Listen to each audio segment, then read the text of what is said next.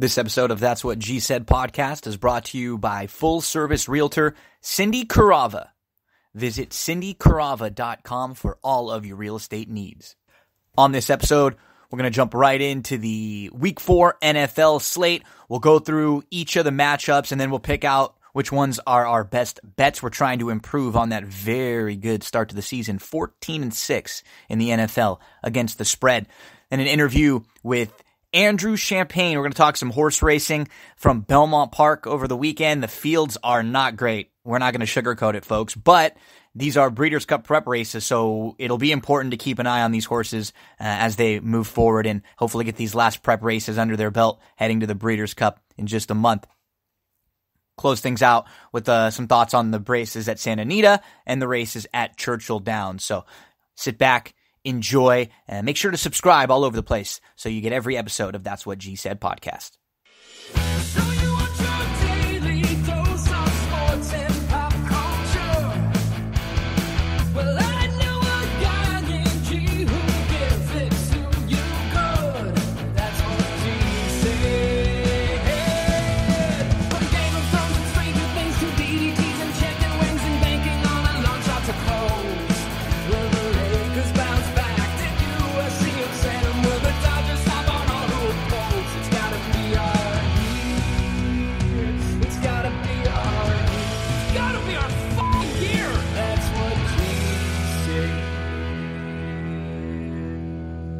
September 27th, 2019. Thanks for tuning in to another episode of That's What G Said podcast. Let's get right into the NFL for Week 4. We have bye weeks. First slate of the bye weeks coming up. And so we will have two teams on the bye. We had a Thursday night game already, so 14 games to talk about on Thursday night. Eagles beat the Packers 34-27. We'll do a full recap of that game next week when we're able to do the rewatches. I'm never going to try to BS any of you, right? I'm not going to tell you stuff about something unless I've been able to sit down, dissect it, rewatch it, analyze it, see what happened. Then I'll share the facts and my opinions on what I thought. Let's get right into the first game. Panthers at the Texans. This game has been steady around 4. The betting line here. Houston is at home. Houston is a 4-point favorite, and Carolina is coming off the big week with Kyle Allen. Kyle Allen was so impressive in his start, taking over for Cam Newton last week, 19 for 26, 261 yards, and 4 touchdowns. And I think that will likely inflate this price a little bit. You can find Houston out there at minus 3.5 and go grab that somewhere. I think this will end up being one of my plays because I feel like in a couple games this week, you're going to get quarterbacks who played really well last week, and I believe their lines are going to be a little inflated because of that. And Carolina is one of them. And if Kyle Allen proves me wrong, and they win this game or they keep this game closer, we'll move on and we'll adjust how we analyze the Panthers moving forward. But right now, just off that last week, this is too much. This is Carolina. This is too much for Carolina. They're getting a little too much love. I think this game should be like Houston -6, -7. So go get Houston minus the 3.5, and that's going to be one of my first plays of the week. Houston minus 3.5, and you'll notice I don't play a whole ton of teams laying the points. Generally, I'm on the underdog side, but I just feel like they're going to be a little bit overinflated off of that last week. So the Texans minus the 3.5. Go find that 3.5 somewhere. Game 2, the Browns at the Ravens. This game opened up at minus 3.5 Ravens and is now up to -7. And I think right there, that's why you have to go to the side of Cleveland. Just on the movement of the line alone, and then when you really start to dissect the games in these two teams in particular. So any trends that you look at with these Baltimore-Cleveland games, they're going to be so heavily favoring Baltimore. Because let's be honest, Cleveland's been horrible, the last decade, 15 years? But this is a different Cleveland team. Even if you think that this team is overhyped and they're not going to be a playoff team or they're not going to, win the division, that's fine. They're still a better Cleveland team than the doormat Cleveland teams that these trends have all the stats for. So I think this is a game where you just can't look at the trends. There's going to be another game coming up where we talk about where it's really hard to look at the trends because this just is a different Cleveland team. Now, the only game between these two that I will look at was the game when they played each other last year at the end of the season, because that was the game that Lamar was starting, Baker was starting. You had at least a bulk of players on both teams where you can kind of use it as a gauge. But I don't even want to use that. That game was 26-24, and Cleveland kept it close. And remember, Baltimore needed to win that game in order to get in the playoffs. Something I will look at is that Baltimore is 2-8 against the spread in their last 10 games as a favorite. And I like Baltimore. I played their season over. I think they're a good team. But in this spot, their line is a little overinflated because people see their game last week against Kansas City. Baltimore was able to keep it close, but they were never really going to win that game. And there were a couple big plays that Lamar Jackson got very, very lucky on. He just hucked the ball up. Very easily could have been an interception. And a couple times they went for big plays. One that was down right on the one, another for a big first down. He did not play very well. He didn't throw the ball very well down the field. I think this should be probably should be where it opened. This game opened, around 3, I think early, and then a couple days ago it was about 5. So that's where it should be, 5. Feel like you get an extra few points here with Cleveland. And people are really down on Cleveland right now because they just saw Cleveland on Sunday night against the Rams, and that 4th and 9 play call, they look like they're really poorly coached. They're more penalties. They're tied for the league lead in penalties. So after everybody, honest, when you look at that game, Cleveland's defense played very, very well. Offensively, they didn't play well. They didn't really move the ball, and they still had a chance to tie the game late. Cleveland +7. I like this one a lot. I don't know if Cleveland can win this game, but I wouldn't talk you off putting a few bucks on the money line. I see like +265. Again, you look at these. Baltimore's 19-3 in their last 22 games against Cleveland. They're 10-1 straight up in their last 11 games at home against Cleveland.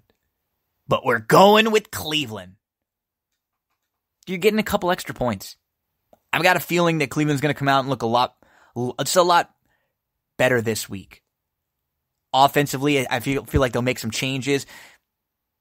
Hopefully it was, I don't want to say rock bottom, but just an awakening when you're on national TV and everybody's talking all week about how poor your coaching is. You have to make some adjustments. I'm expecting that with Cleveland. Their defense played really well. Hey, they kept it real close with the Rams. The Rams were in the Super Bowl last year and they're 3-0. Everyone was acting like the Browns just got beat up by a bad team. They didn't. Let's go with the Browns as our second play here. Next game, Redskins-Giants. This is another game where I might feel stupid for playing and making this game one of my plays, but you know what? Very similar to what happened in the Carolina game. Everybody saw Danny Dimes. How good did he look, right? For the Giants, Daniel Jones, 23 for 36, 336 yards, 2 touchdowns passing, 4 carries, 28 yards, 2 touchdowns rushing. He brought the Giants back from down 18 at the half. Stat that showed it was the first time the Giants came back from that big of a deficit in, I think, over 70 years. And Daniel Jones was under pressure 47% of his dropbacks. That was the highest in week 3. He completed 80% of passes when pressured. For 233 yards, 2 touchdowns, and a perfect passer rating. There have been 1,674 instances over the last 15 years, and no quarterback had a perfect passer rating in that same situation. This was from Pro Football Focus. And what are we going to do? We're going to play against Danny Dimes. We're going to play against the Giants, and we're playing the Redskins. So look at this. The Giants look really good, big comeback, but should they have won that game? No. Tampa blew that game, missed the field goal late, really poor coaching to back themselves up. And if the Giants don't win that game, let's say they lose, is this game -3? Are they a full 3-point favorite at home against Washington? And if Washington doesn't look so bad and Keenum looks so bad against a really good Bears defense on Monday night, this game should probably be at least a point lower, 2. It's +3. We're going to take Washington plus the 3. Now, Keenum was banged up earlier in the week, but he did come back in practice. There are talks about maybe Haskins getting into the mix. Washington didn't look that bad through the first 2 weeks. They really didn't. They looked, teams that are not that great will look really bad against very good defenses like the Bears. And that's what happened last week. And you know what? Washington started to move the ball. That was really Keenum. And he is not consistently that bad of a quarterback. We'll go Washington plus the 3 at the Giants. Okay, Chargers, Dolphins. No real play in this game, but this line is moving. The Chargers are 15-point favorites now. It started at 16.5. It's now down to like 15. Money's coming in on the Dolphins. I would lean the Dolphins in here, but this is no play for me. The Chargers have to go on the road. They have not played bad. They've just made some mistakes. It's just been very typical Chargers and very Chargers-esque. They should have won. They could be 0-3, but they really should be 3-0. They're up 17-7 at the half last week. They had a chance early on. A touchdown got nullified by holding. They had a drive with a couple penalties, but not a strong opinion. No play for me, but I lean Dolphins. If you were looking for a side to play, I'd lean the Dolphins in here. Raiders at Colts. The Colts are going to be my survivor pick for the week. And a lot of it has to do with the schedule of the Raiders that they're in the middle of. There are 2 teams right now who just have brutal stretches coming up in their schedule. So the Raiders, they opened up with 2 games to start the season at home. Then they played just this last weekend at Minnesota. This week, they go at Indianapolis. Then they play the Bears in London. It's considered a home game, but they have to go to London. So at Minnesota, at Indy, at London. Bye. When they come off the bye, they go at Green Bay and at Houston. The Raiders left, their last home game was on September the 15th, and they don't actually have another home game until Sunday, November the 3rd.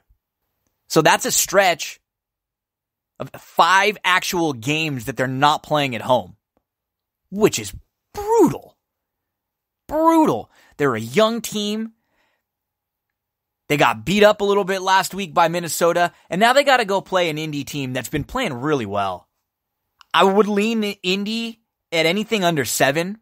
I'm not going to make this one of my plays, but I'd lean Colts at minus the 6.5. And as I said, this is my survivor pick. I really like how Jacoby Brissett has moved the ball. The Colts are 4th in the league in third down conversion, and when you watch their games, you can tell every time they need a big play, they get it. Brissett makes a big play. He can scramble a little bit. He finds Hilton. He'll find Mack. He'll find one of the tight ends between Ebron or Doyle. And they, as I mentioned, that Chargers game with the Colts could have gone either way. The Colts had the kicking issues that week. Vinatieri cleaned up his kicking issues this this past weekend, even though the first one doinked off the side and went in. So this line is Colts minus 6.5. I would lean that way, but won't be making it one of my plays. Chiefs at the Lions. The Lions are 2-0-1 now. And if you look at some of the NFL analytic websites, one of them, Football Outsiders, that has DVOA, where they rank teams earlier in the season, what their projected DVOA is. And if you looked at all the projections, nothing really would have jumped out to you. The only thing that seemed a little bit weird was they had the Lions winning the division in a tight division. And hey, the Lions have gotten out to a great start this year. They won a couple games that they probably shouldn't have won, right? They beat the Chargers. They beat the Eagles. But that tie, I wonder if that tie is going to come in and hurt them at any point in the opening game to Arizona. So you can find Detroit in this game up to +7.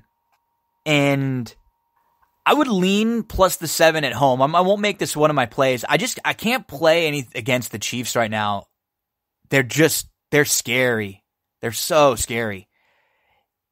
What they can do, and I was reading into it, Mahomes hasn't even been as good and as accurate and as good against pressure as he was last year, which means they probably still have room to improve. And they've had some injuries. Just been putting in next up wide receiver, next up running back. Number 1 wide receiver got hurt. Their starting running back to begin the year currently hurt. Lean Detroit, but not one of my plays. Patriots at the Bills. I really like the Bills in this spot quite a bit. Now, this is going to be very similar to the Browns-Ravens game. Any trend that you look at, it's going to just lean so heavily in the Patriots because the Patriots have beaten up on the Bills, right? The Bills are the little brother. The Patriots just crush them each and every year. But this Bills team is much better, just like the Browns. Even if this Bills team doesn't make the playoffs, even if they're not a 10-win team, they're not a doormat team. This Bills team is a top 5 defense, and they have a quarterback who's on the improve. He's very inconsistent. He can make a great play, and then the next play just do something really stupid. But Josh Allen and the Bills, I think, are going to be ready for this one. That Bills Mafia is going to be rocking in this game. And the Patriots, they're coming off games against the Dolphins and the Jets. And there's one trend I'm going to keep an eye on and maybe get on top of it before it becomes a trend. I'm going to play against teams the week after they play Miami. Now, last week, New England did not cover against the Jets. Now, you watch the game, it was unlucky. The defensive scores there is a reason why New England didn't cover, defense and special teams for the Jets, but they still didn't cover. Week 1, Baltimore played Miami, beat them up, and then in week 2, Baltimore didn't cover against Arizona. My reasoning with this is that you play Miami, they're bad. You kind of beat them up, you get a full sense of what the NFL game is like, and then the next week you're just not quite prepared for a team that's much better. We'll see this trend, and so I'm going to play against the Cowboys a little later on too with that same thinking this week. The Bills have allowed less than 400 total yards in 15 straight games. That's the longest streak in the NFL. Last week, they got up 14-0 against Cincinnati. I think they are looking ahead to this game, right? This is the biggest game of the year for the Bills, getting the Patriots at home. They're 3-0. They got a chance to go to 4-0 with a divisional win against the Pats. Gordon got banged up a little bit last week. Julian Edelman got banged up a little bit last week. The Bills have a really good secondary. The wide receivers might struggle to make big plays against this Bills defense. And the Patriots, while, everybody's talked about how good they looked, I haven't really been as impressed. They've been a little bit sloppy against the bad teams. Even last week, for example, they gave up a couple scores late. Backup quarterback with a pick six. They muffed a punt. Gostkowski's missed 3 extra points and a field goal in 4 games. You play in tight games where you need a field goal, you need extra points. You can't miss one of those. They haven't been really disciplined, and maybe they haven't needed to, and they've been playing weaker opponents, and they've crushed them all. I think this is going to be a tight game. I like the Bills. I think the Bills can win this game. You can find the Bills at like plus 285 money line. I'm not going to make that a play. I'm going to make the Bills a play, though, plus the 7. Look around. You might be able to find 7.5 places. So look for that 7.5 on the Bills, which is great. And I actually find it at 2 different places that I'm going to play right now. Bills plus 7.5. Titans at Falcons, a couple of 1-2 teams, and the Falcons are very, very penalized, and their biggest issue, and the reason why I would lean towards Atlanta in here, and I like Atlanta just more as a team the rest of the year to improve, is because I think the biggest issues with Atlanta, and this is very similar to the Browns too, when your issues are yourself. It's not really a talent issue as much with Atlanta. Yeah, they don't have a great offensive line. They have some holes on defense, but they're good enough on paper to make the playoffs. For them, it's about Matt Ryan not making dumb throws like he has to start this year. And when they're good, Matt Ryan's very good. If Matt Ryan's bad, they're going to struggle. They have to run the ball a little bit better. Freeman ran the ball a little better last week. And they really have to clean up the penalties. They were tied for the league lead in penalties. They brought in an officials crew to practice this week to hopefully clean that up. I like that. I like the fact that the team is addressing their issues immediately. They're trying not to get too far behind. I think Atlanta wins this game pretty easily. I think we probably see Atlanta score 30 points or so in here. The reason why I'm not making it a play is because I have no feel ever for Tennessee. As soon as I feel like I know this Tennessee team over the last few years, then they come in, they'll win this game by 2 scores, or they'll have a game where they beat up the Patriots, or they'll have a primetime game where they just crush someone on the road. And so I never know what to do with Tennessee. I would lean Atlanta, I'd tell you Atlanta, but it's not going to be one of my plays in here. Next game is Bucks at the Rams, and the Rams are 3-0, and as a fan, I love it because they haven't played well and they're 3-0.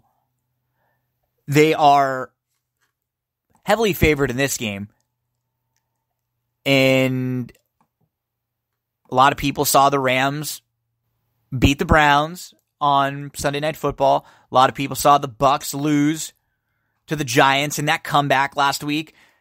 This game is 9.5. You could find both. I would lean Tampa. I think the Rams win this game. But I really haven't been overly impressed with Goff. We've seen that Gurley can't run the ball like he used to. The Rams defense has been very, very good though. Tampa can score. Might be some garbage time. I could just see this game being like the Rams up, 14-10, and then Tampa with the late garbage time score. So I'm going to stay away from this game. No play in the Rams-Bucks game. But when we're talking about schedules, and we just mentioned earlier the Raiders schedule, Tampa's got a goofy schedule also coming up.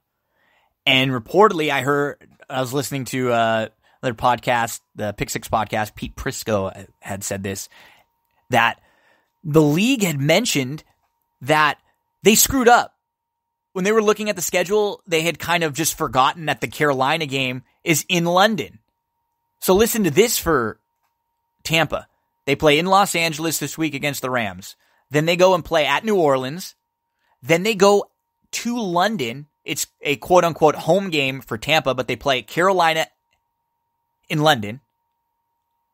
Then they have their bye week. But when they come back, they go at Tennessee, at Seattle. So that is just like the Raiders with 5 consecutive games on the road. There's a bye in the middle of them, but at the Rams, at the Saints, at London against Carolina, at Tennessee, at Seattle. It's a brutal stretch for Tampa. So you're listening to this. I know you like football. You probably like to play a few bucks on the football games. Here's a different way for you to gamble. Go check it out right now. I play this myself. I promise it's a lot of fun. It's called Thrive Fantasy. Go to thrivefantasy.com or download the Thrive Fantasy app. Now, yes, I'm shilling something here, but the reason why I'm doing it is because I can give you something back. Right now, just go try it out. Sign up, use the promo code GINO, and deposit $10.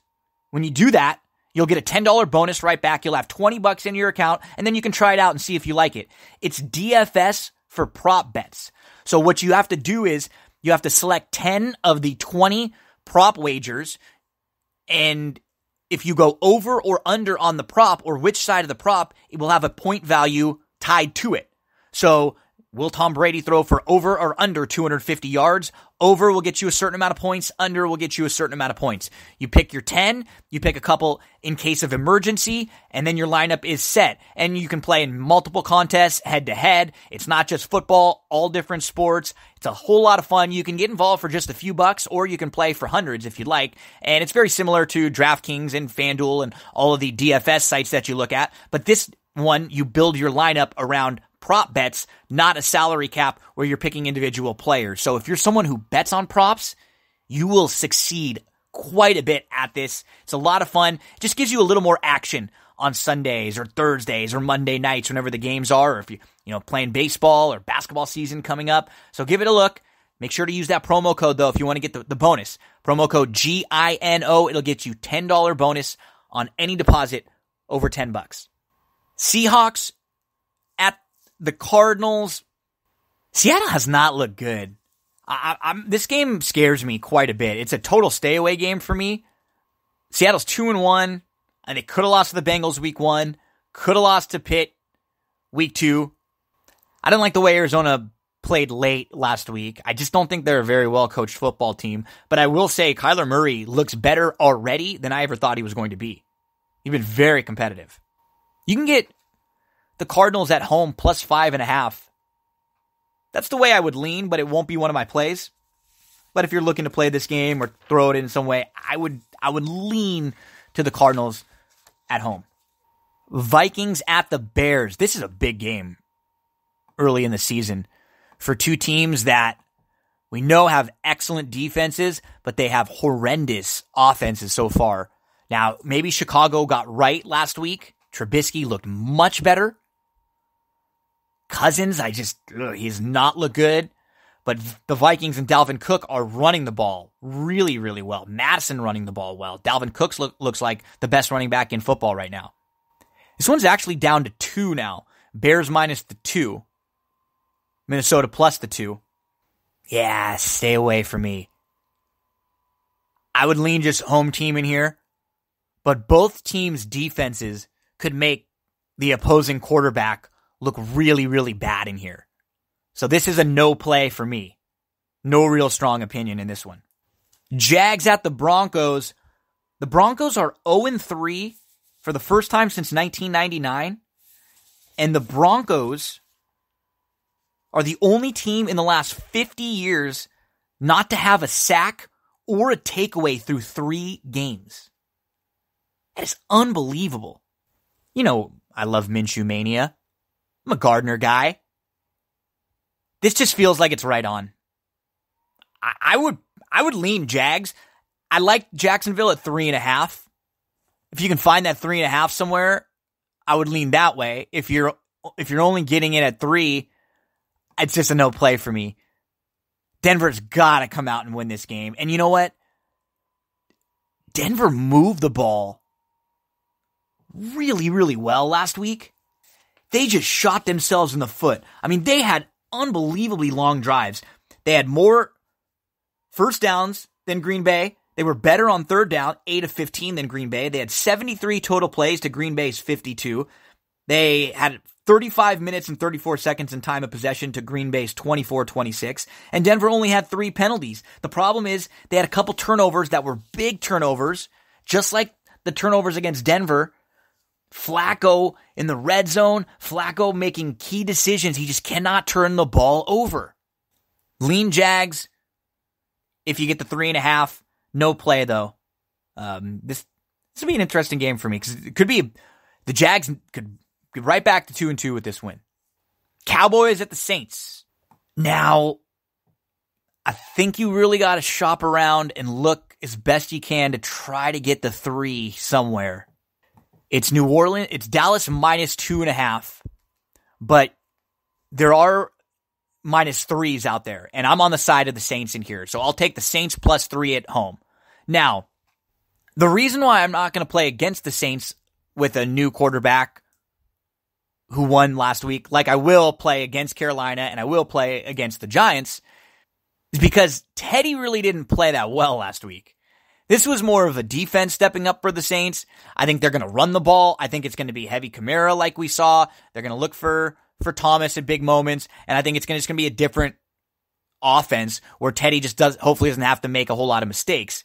And Dallas is coming off that game against Miami where they did not play very well, especially early. I think they might be a little flat coming off of this. This is by far the toughest team Dallas has had to face, in week 4 weeks into the season.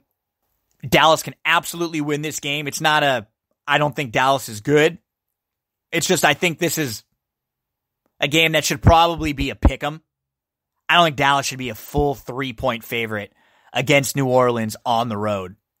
So this will be on that 2-0 trend I've talked about. Teams, after they play Miami, will go against them, against the team the week after they play Miami. So if you win against Baltimore in week 2 after they played Miami, you covered the spread with Arizona. If you win against the Patriots in week 3, week after they play Miami, you cover the spread with the Jets. Now we're going to use that same angle here with the Saints. That's the Sunday night football game. The Monday night football game is an ugly game, but it is a game that we can bet. And it is a game where you have 2 teams looking for their first victory, Cincinnati and Pittsburgh, both 0-3. And I'm going to go Cincinnati in here plus the 3.5. They played miserable at home against the 49ers, the Bengals. No beating around that bush. But in week 1, Cincinnati played very good on the road against Seattle. And in week 2, Cincinnati played very good on the road against Buffalo. In week 3, they played very good on the road against Buffalo. Cincinnati had the lead last week. They were bad early, but they came back. The offense started moving, and they took the lead in the fourth quarter.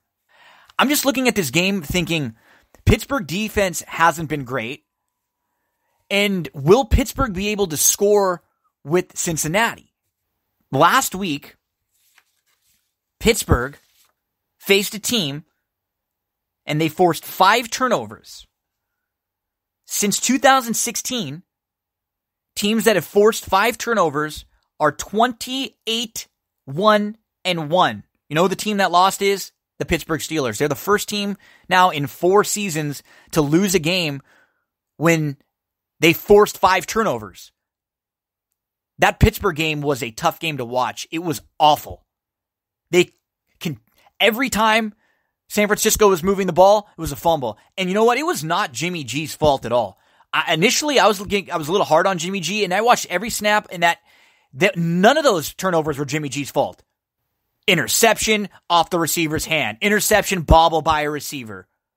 Fumble. There should have been 6 turnovers. Mostert fumbled the ball again, and then he recovered it, and they lost like 19 yards on that play. And Pittsburgh still couldn't win that game. They covered. I cannot lay 3.5 with Pittsburgh. You think Pittsburgh should be a 3.5 point favorite over anybody right now with what we've seen? I don't. I was giving Rudolph a shot last week. I mean, I played Pittsburgh. They covered. We're lucky they covered. But he was bad. He was awful. They did not throw the ball downfield at all. You know, Teddy wasn't much better than him, but the reason why I give Teddy and the Saints a little bit more of a nod this week is that we've seen it from Teddy before, at least. He's been a proven, capable starting quarterback in this league. We're going the Bengals here. Plus the 3.5. That's your Monday Night Football game. So, plays for the week. Houston, minus 3.5. At home against the Panthers. The Browns, plus the 7. At the Ravens. The Bills, plus the 7.5. Go find 7.5. It's out there. At home against the Patriots. Washington, at the Giants, plus the 3. New Orleans, plus the 3 at home against Dallas. And Cincinnati, plus the 3.5 at Pittsburgh. So one more time, we have 6 plays for you this week. Buffalo, plus 7.5 against the Patriots.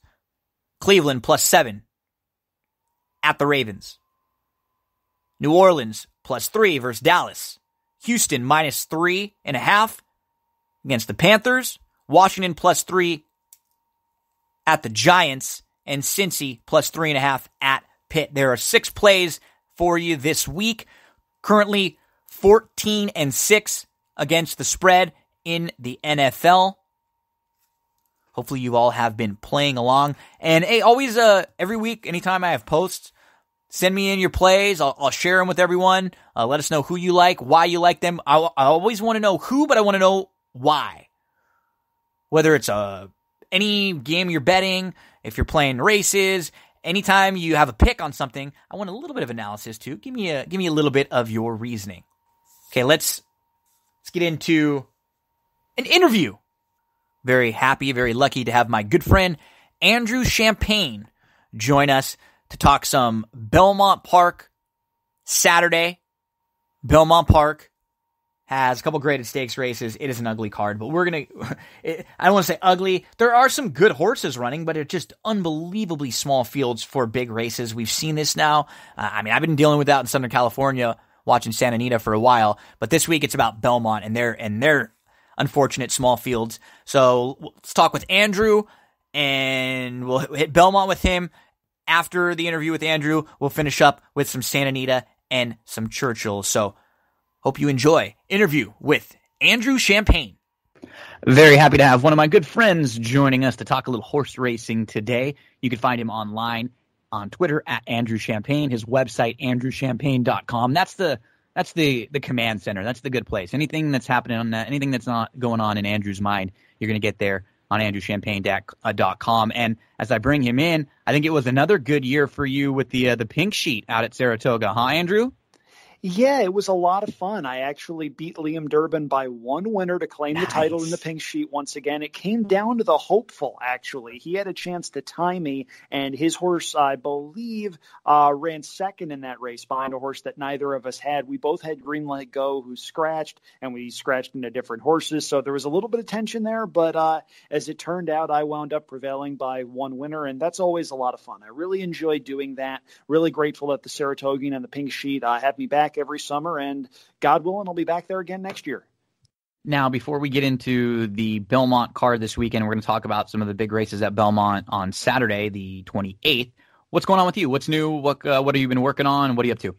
Well, I'm still doing some stuff with the Daily Racing Forum. I host a couple of videos there every week that you can find on their video platforms, both on their website and on the official YouTube channel. I've also been doing a lot of writing for a couple of other different properties. I just got hired on over at Odds Checker to take a look at a couple of 2-year-old races each week, and that's a lot of fun. I was actually able to give out the 7-1 winner of the Pocahontas there. That's probably where I'm, what I'm most proud of to this point. And I've also been doing some writing for Horse Racing Nation. I did a lot of stuff with Pick 5 tickets during the Saratoga meet. Hopefully something will be starting back up again there soon. Fingers, toes, and eyes all crossed there. And I'm still writing for my website, andrewchampagne.com. In the midst of all of this, my day job is now with Life Chiropractic College West, chiropractic school up here in the Bay Area. I'm doing a lot of social and digital media stuff for them, and it's stuff that I genuinely enjoy doing. So I'm keeping myself pretty busy, and there might be some more stuff in the works going forward, so stay tuned. And there's stuff that you're very good at, so we love seeing that content. We love following along with you. Unfortunately, from a betting perspective, we don't have a whole lot this weekend at Belmont Park. The fields are small, and we're finding out that they're going to be even smaller than they look on paper. But I guess the silver lining with this isn't just a weekend where we're looking at it going, there's small fields. This is a Breeders' Cup prep weekend. So even if you're someone that you're looking at these races and you're like, I can't figure this out from a betting perspective, what am I going to do? Is there any value? We at least have to pay attention and see how these horses are getting their final prep race and how they're finishing their preparation up before the Breeders' Cup in just a month. No, absolutely. It's a case where some of the top horses in training are going to be in action this weekend, both at Belmont and out at Santa Anita. And some of these fields, they are light on quantity, but the quality is there. You look at the Vosburg, it's probably only going to be a field of 4. Yeah, let's start there. You've got there. Imperial Hint there. And Imperial Hint may very well be the best sprinter in the country right now, at least actively. We don't really know if Roy H. is going to be making a title defense in the Breeders' Cup Sprint yet. If so, he'd be going for 3 in a row and would obviously merit respect. But right now, it's tough to go against Imperial Hint as the top sprinter in the country. Maybe Matoli, but who knows if they're going to cut him back to 6 furlongs or go a mile where he won the Met Mile. So there's still some ambiguity over there. But Imperial Hint is going to be a very short price in the Grade 1 Vosburg. Having said that, before scratches, I really thought there was a chance at some value in this race because Firenze Fire loves Belmont Park. Anywhere else, he's a decent horse. Belmont Park seems to move him up a good 5 or 6 lengths, and he gets a cushy outside draw, and I was really hoping we were going to get the 5-2 morning line. Unfortunately, that seems very unlikely with the defections of Promises Fulfilled and Call Paul. It's more likely he's going to be 7-5 or 8-5, but having said that, maybe there's still some value in doubles and pick 3s and pick 4s if you want to take a stand against Imperial Hint, who will almost certainly be odds on.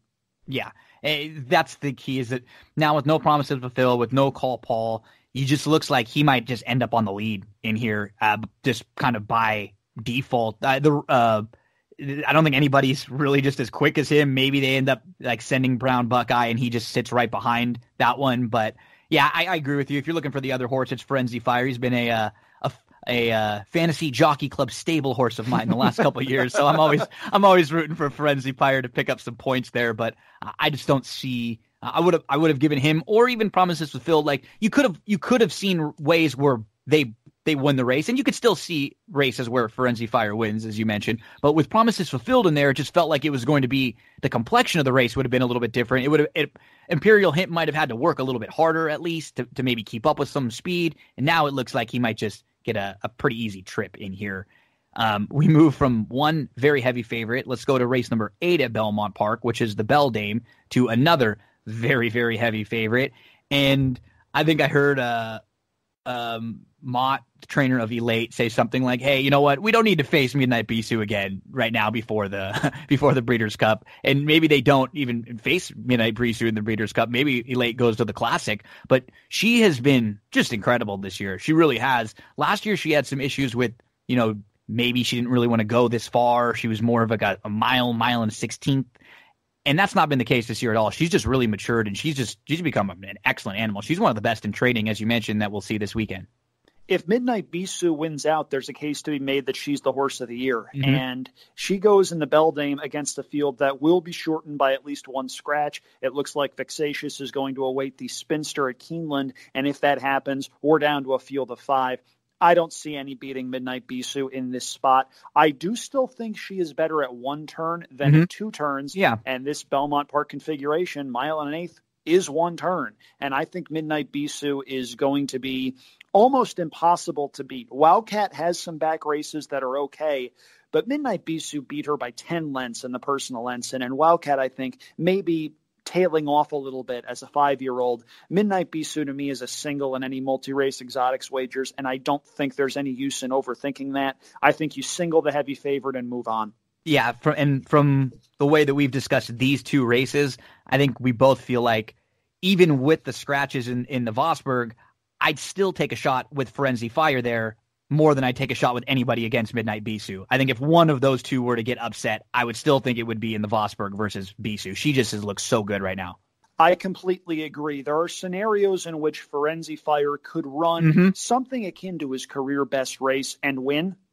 I think Midnight Bisou would have to regress significantly in order to lose this race. Yeah. Now, from a betting standpoint, we actually get a decent one in race number 9. The Pilgrim is not a bad betting race, and this race is kind of fun because you can. What's good about these races with the young horses, with the 2-year-olds, is you can take a little stab sometimes. We see a lot of improvement from one start to the next, or from 2 starts to the third. So in this race, at least we have some opportunities here to get a little bit of value. Who jumps out to you in the Pilgrim? I sincerely hope the morning line is right in this race because I do not like the 5-2 morning line favorite Structor. I remember that debut race at Saratoga, and Structor had a picture-perfect trip, stalking very slow fractions, and that race did not come back well in terms of either a time or a buyer speed figure. He earned just a 60 buyer number there. Yes, he did sell for $850,000, but I'm going to try to beat that one here. My top pick is actually number 6, Our Country. Yep. Our Country had a race 2 back that I thought was one of the better races run by a 2-year-old this meet at Saratoga. He came home very, very quickly in the stretch that day. Certainly seemed like there was a lot more in the tank. He came back in the grade 3 with anticipation, and he just never seemed comfortable after a bad start. Maybe he bounced a little bit. Maybe it was just a matter of a 2-year-old not necessarily having the maturity to handle that kind of a rough beginning. But he's 4-1 on the morning line, and that hits me as a gigantic overlay. I wouldn't be surprised if Our Country is favored. I certainly hope he is not. Anywhere close to 4-1, and he would be a play that I would make with some confidence. The horse that I think poses the greatest opposition to Our Country is number 2, No Word, who goes out for Todd Pletcher. Earned a 77 buyer number last time out at Saratoga, and that race came back very, very quickly, going 1 mile and a 16th and 1:40.4. I think No Word has the potential to be a good one as well. But for me, it's 6-2 trying to beat Structor. Yeah, I think Our Country is the one to beat. For me, I'm going to mention one other horse. I think you have the right to, and I am completely with you in the against Structor. So I think we both just circled him right into the winner's circle right there.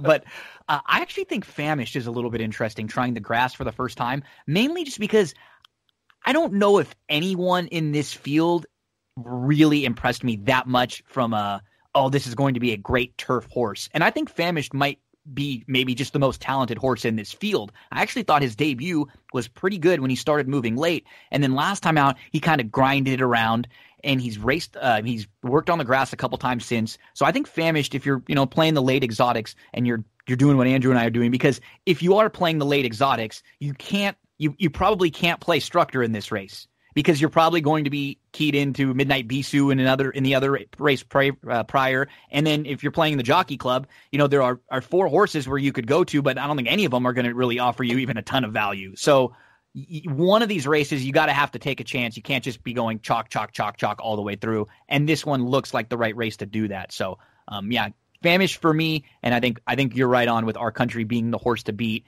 And then also, the other Pletcher, No Word down on the inside, was impressive in the debut. I like where you're coming from as far as a ticket structure standpoint, and Famished wouldn't surprise me. Something to note here is that John Kimmel has a couple of 2-year-olds this year that ran well at Saratoga. He's got a stakes winner. He also had a horse that broke the maiden over there, and then he's got Famished.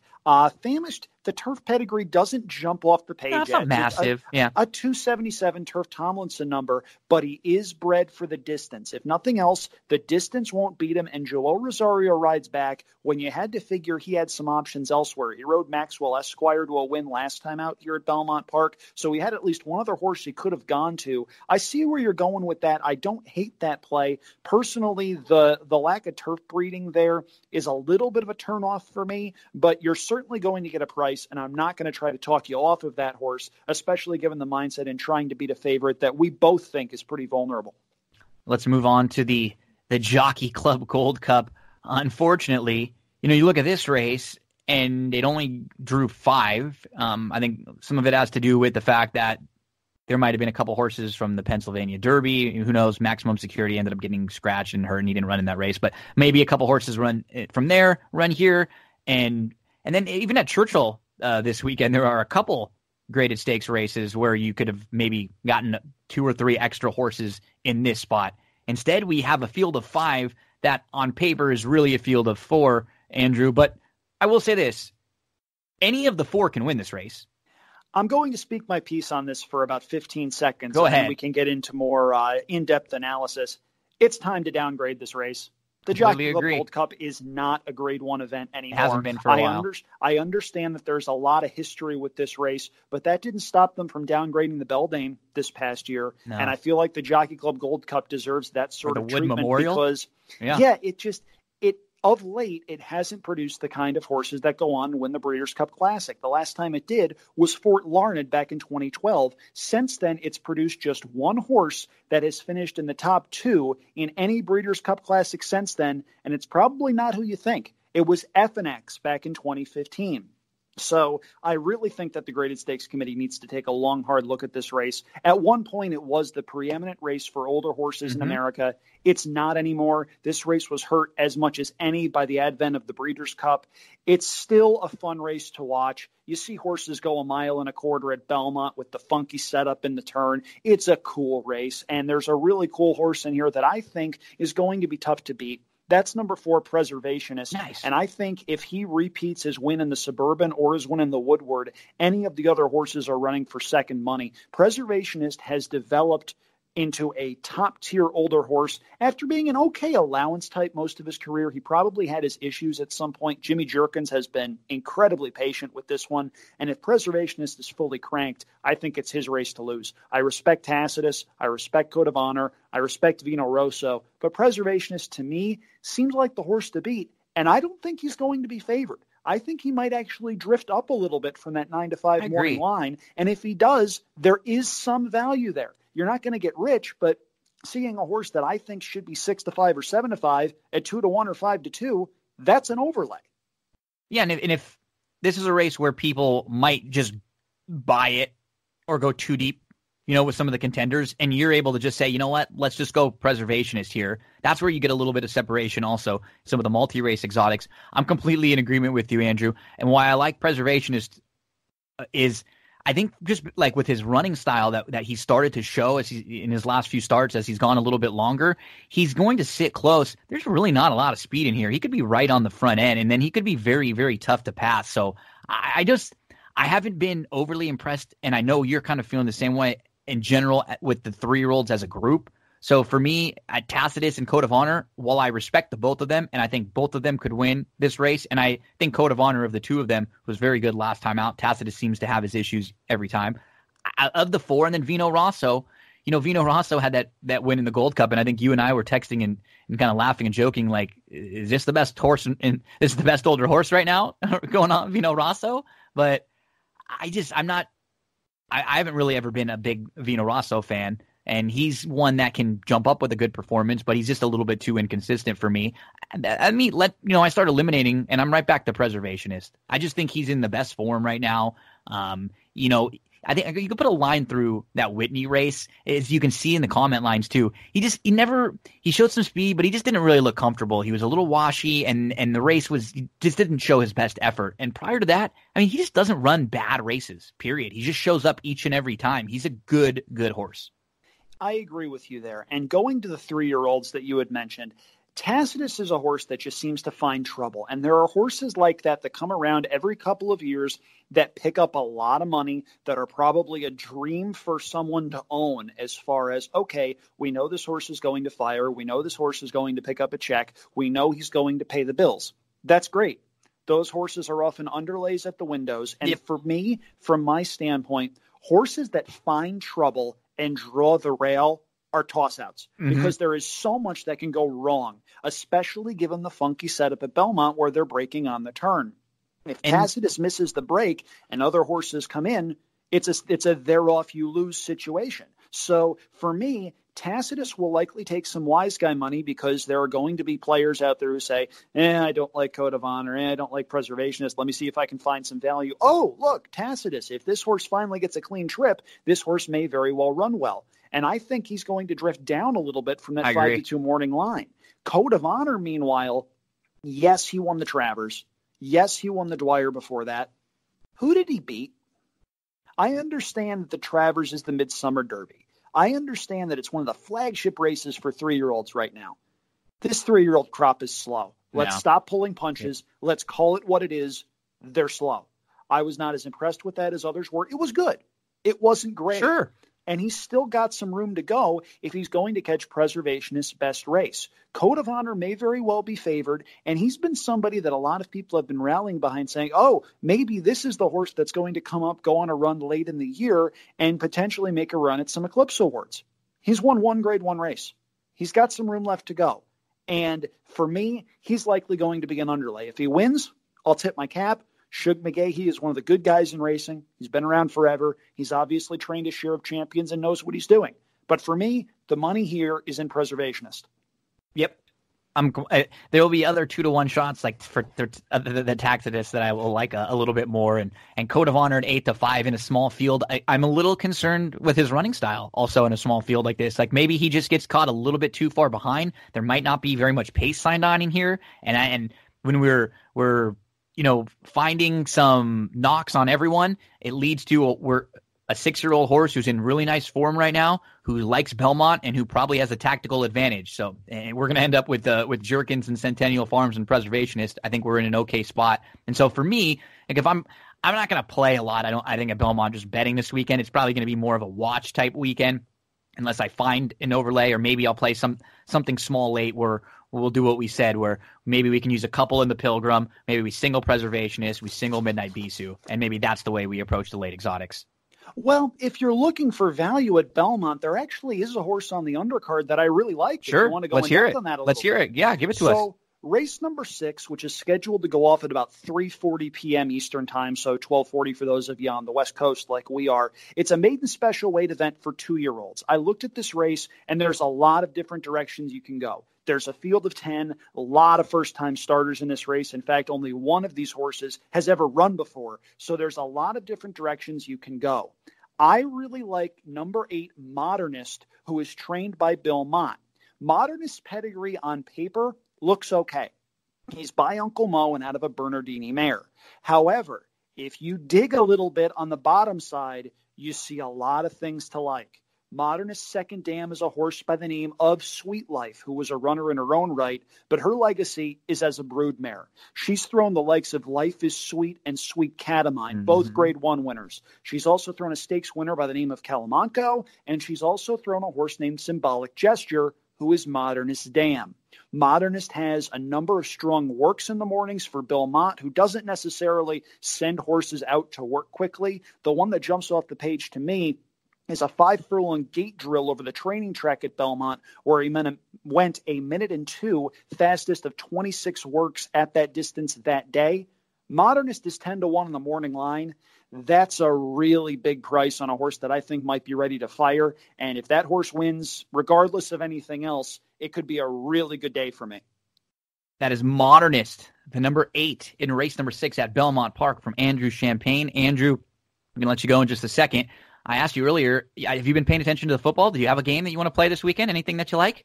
Unfortunately, I haven't gotten a chance to look this weekend, and that's Don't probably a good thing. Yeah, I was going to say, I would have loved the Packers last night, and that didn't end well. Good. So it's probably a case money. where I'm like Jay Trotter. I didn't lose.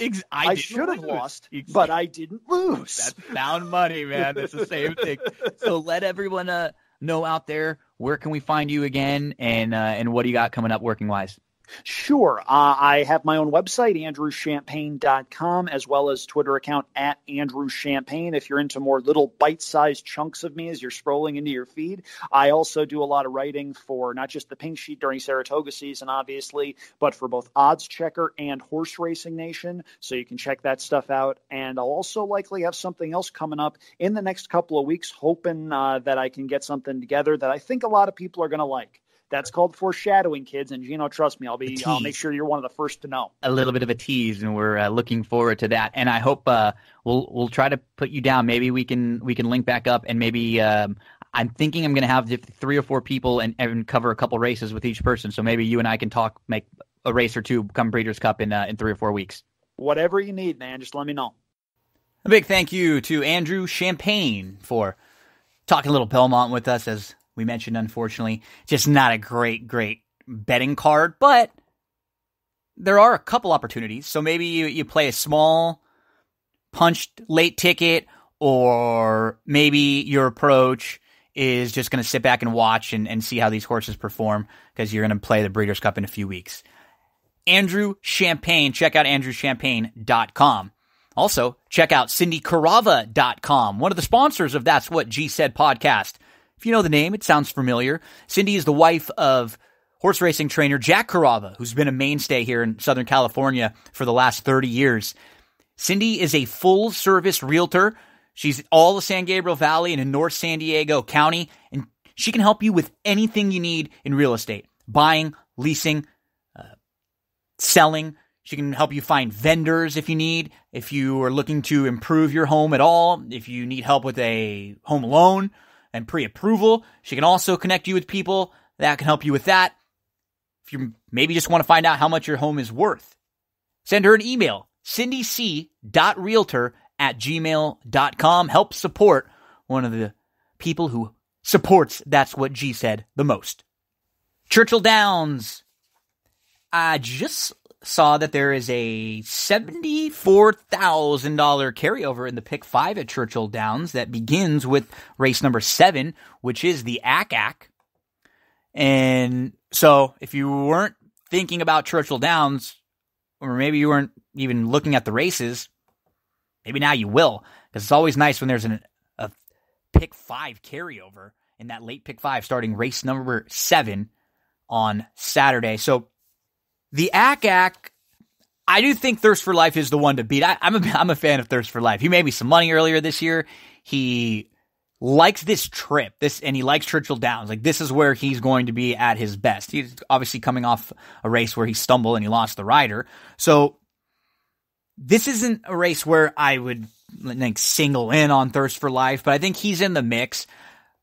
You're going to go with one of the Misters? We got Mr. Darcy, Mr. Jägermeister, and Mr. Freeze all right next to each other. Timeline's going to take some money. But from a long shot perspective to throw in the mix, take a look at Unmatchable. Lightly raced, plenty of upside. Winner over this track back in November. That was going a mile. Was on the bench from November to July. Came back in July, probably needed the race, and it was sprinting and didn't really get going, and then stretched back out to a mile and was an impressive winner. I think this is a really good spot for Unmatchable with no monsters in here to deal with. This doesn't really feel like that much like a graded stakes race on paper. It feels more like a listed stakes or a small stakes, and I think Unmatchable with some low figs doesn't really have any gaudy, numbers. Take a look at the 9. The 8th race is the Jefferson Cup. I'm a little concerned that the 1 might get bet down and might take a little too much money, but I do like Scars Are Cool quite a bit. The Dam was a 4-time winner on the grass, was a multiple stakes winner going long on the grass.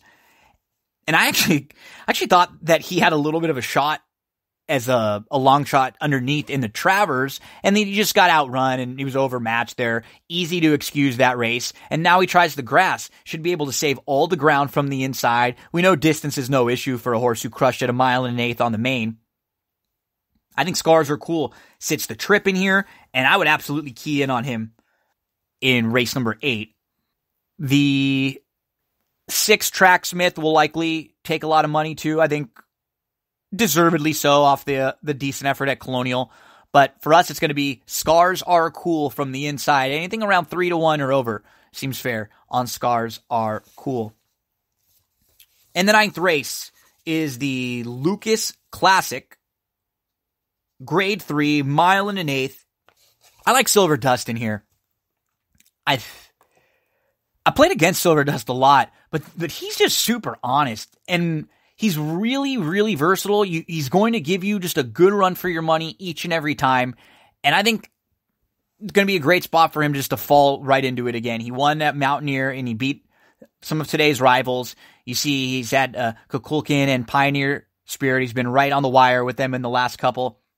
Proven at Churchill Downs, and he's showed that he can sit a little closer when need be. But if they go a little fast, he can come from off the pace. I think he's best when he's sitting like 3rd or 4th.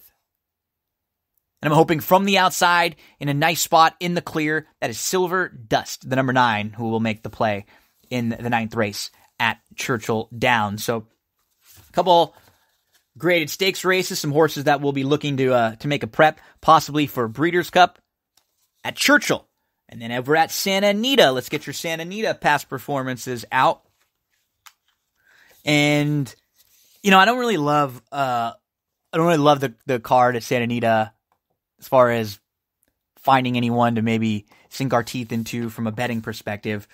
The 7th race is the John Henry, and I mean, United's probably going to be tough in there, lightly raced. He had to miss a start. He had a physical issue, and so he had to miss the Del Mar handicap down at Del Mar. I don't love anybody in the John Henry. I don't really think there's a chance to beat Mackenzie in the Awesome again. But I guess the one horse that I will give you in the 9th race at Santa Anita on Saturday, the 28th, it's the Rodeo Drive. The one Mirth. It just doesn't look like there's any speed in this race, right? On paper, who's getting the lead? Mirth should have a couple lengths on this field. And I think it's going to be take him as far as he can. And take him as far as she can. I like the fact that Mike Smith jumps aboard. And I think instead of, trying to sit a little bit, it's just, let's just send this filly from the inside and let's just try to steal the race. Beau Recall is in excellent form. She is no doubt the one to beat in here. But if you're talking from a betting perspective, the race perhaps could be stolen by Mirth. You close things out at Santa Anita with the 10th race, and to me, that just looks like Mackenzie at 1 mile and 1/8. That's where Mackenzie's so good. He is going to be your likely favorite in the Breeders' Cup Classic as long as he shows up with a good performance here. Higher Power is your Pacific Classic winner, and he was really big in winning that race. And Seeking the Soul is no slouch. Seeking the Soul is staying at Santa Anita, trying to get a nice prep for where the Breeders' Cup is. If they go fast, he can come and pick him up late. I just don't know if this is the type of race for Seeking the Soul. I think he's a little bit better in a big field where there's a little more speed. So Mackenzie's is going to be really, really tough in here. And then to close things out, it's the Unzip Me at Santa Anita. I'll mention a couple horses if you play some late exotics that I thought were ones to throw in. The number 8, Lucky Perdo, is scratched. So make sure to include the 3, Don't Sell, in some of your exotics. And the 5, Miss Hot Legs. Add in the blinks. I think should be really tough in here. That's going to do it for this episode of That's What G Said podcast. Thank you all for tuning in again. If you can, take a second real quick, head on over to YouTube, to iTunes, to SoundCloud, and subscribe to That's What G Said. If you're on iTunes and you can subscribe and just leave a nice little 5-star rating and review, those are big helps. They help us out. Really, it's like putting more money in my pocket. So anytime you can help us out with sharing the show, a retweet, a like, a post, always very, very grateful for your support. Thanks, everyone. Have a great weekend. And a couple things. If you're looking for college football plays, we have the college football plays on the earlier podcast in the week. That's going to be the schedule we're probably going to have worked out. It'll be most likely the earlier show in the week. We'll recap the weekend NFL games. We'll give you the college games. And then in the next show, we'll give you the NFL picks, and we'll talk some horse racing for the weekend. Have a great one, everyone. Joey, my friend, close us out.